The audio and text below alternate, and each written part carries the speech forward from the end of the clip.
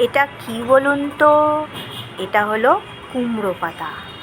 আজকে এই কুমড়ো পাতাটাকে কাজে লাগিয়ে কিন্তু আজকের রেসিপিটা। আর সবুজও ব্যবহার হচ্ছে, আর টেস্টফুলও রান্না হবে, আর খেতে কিন্তু এই জিনিসটা একদমই অসাধারণ। আর এই পাতাগুলোকে প্রথমে ভালো করে ধুয়ে নেব, আগে কেটে নিয়ে ধুয়ে নেব। ধুয়ে নিয়ে এপিট ওপিট করে এটাকে জলের মধ্যে হালকা সিদ্ধ করব। সিদ্ধ করে এর ওপর সর্ষের তেল মেখে নেব। মাখিয়ে নেওয়ার পর এর মধ্যে তারপর আমি রেসিপিটা শুরু করব। আর এই যেটা দেখতে পাচ্ছেন, এটা একদম রেসিপির শেষের দিকে। এটা আমাদের খাওয়ার কিন্তু ঠিক আগের মুহূর্তে।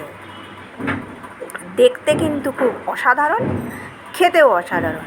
তো তৈরি করা যাক। এর মধ্যে আছে রাত্রে ভেজানো মুসুর ডাল। মুসুর ডালটাকে বেটে নেওয়া হয়েছে। এরপর এর মধ্যে নুন, চিনি, হলুদ, লঙ্কার গুঁড়ো, জিরের গুঁড়ো, ধনের গুঁড়ো, এই সমস্ত জিনিস একসঙ্গে মেশানো হয়েছে। ধনেপাতা দিলে আরও বেশি টেস্টফুল হয়। আর একটু দিয়েছি আমচুর, টকটক হলে খেতে বেশ মজার লাগে। তো সেই জন্য এগুলোকে ভালো করে মিক্সিং করে নেব, যাতে পুরো নুন, হলুদ সমস্ত কিছু একসঙ্গে ভালো করে মিশে যায়। মিশে গেলে যখন আমি জিনিসটা পাতার মধ্যে দেব, তখন খেতে অসাধারণ লাগবে। এটা কিন্তু লাউ পাতাতেও করা যায়। আমি আজকে দেখছি কুমড়ো পাতায় করে কীরকম খেতে লাগে। কুমড়ো পাতার খেতেও কিন্তু আর একদিন বানানো হয়েছে, খুবই অসাধারণ লাগে। সেই জন্য আজকে কিন্তু এই রেসিপিটা আপনাদের কাছে শেয়ার করছি। আপনারাও এরকমভাবে বানিয়ে নিতে পারেন। আর এটা আমার ছাদ বাগানের টবে হয়েছে কুমড়ো পাতা, সেইগুলোর থেকেই কিন্তু করছি। তো কুমড়ো পাতার মধ্যে প্রথমেই আগে সর্ষের তেল দিয়ে দিয়েছি। এরপর দিয়ে দিয়েছি টমেটো, পেঁয়াজ, রসুন, আর দিয়েছি লঙ্কা, কাঁচা লঙ্কা মাঝখানে দিয়েছি। আর পাতাগুলো জলে, বললাম তো আগেই, পাতাগুলোকে একটুখানি ভাপিয়ে নিয়েছি। আর ওপরে সর্ষের তেল লাগিয়ে নিয়েছি। দিয়ে এই মিশ্রণটাকে, যে কাটা অংশগুলো, পেঁয়াজ কুচি, টমেটো কুচি, রসুন কুচি, লঙ্কা কুচি সমস্ত কিছু দিয়ে দিয়েছি। এরপর আমি এর মধ্যে বেটে রাখা মুসুর ডাল, যে মিশ্রণটা আপনাদের আগেই দেখিয়েছি, সেটা অল্প অল্প করে দিয়ে দেবো। প্রত্যেকটাতেই দিয়ে দেবো।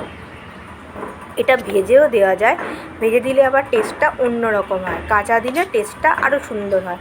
সেই জন্যই কিন্তু আজকে দিচ্ছি কাঁচা। তো এরকমভাবে প্রত্যেকটাতেই কিন্তু আমি মুসুর ডালের যে মিশ্রণটা, পুরটা তৈরি করা হয়েছে কাঁচা, সেটা কিন্তু প্রত্যেকটাতে দিয়ে দেওয়া হলো। দিয়ে দেওয়ার পর এটাকে আমি মুড়ে দেবো।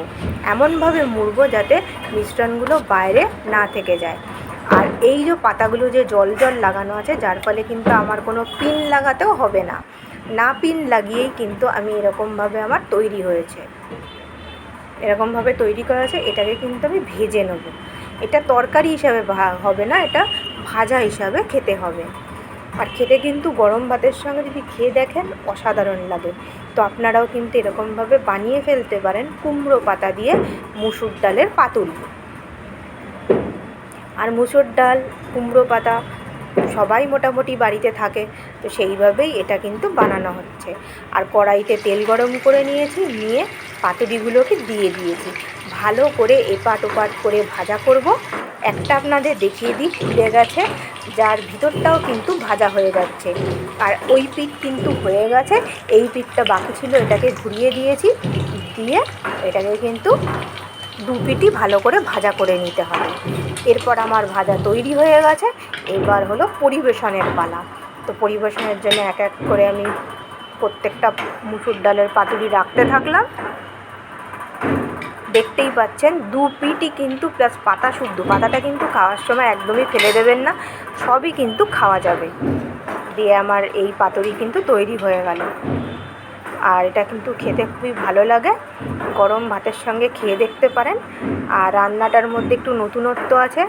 তো আজকের রিসার্চ একদম কমপ্লিট হয়ে গেল। তো আপনারা এইভাবে বানাতে থাকুন।